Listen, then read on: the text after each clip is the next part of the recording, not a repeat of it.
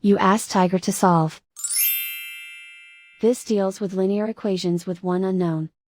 The final result is t equals 32.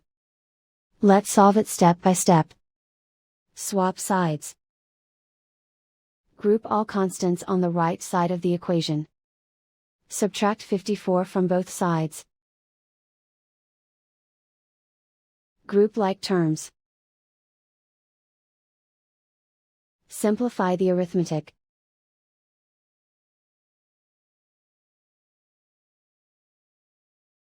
Convert the t into a positive number.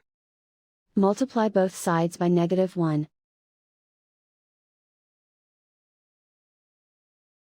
Remove the ones. Simplify the arithmetic. And so the final result is t equals 32.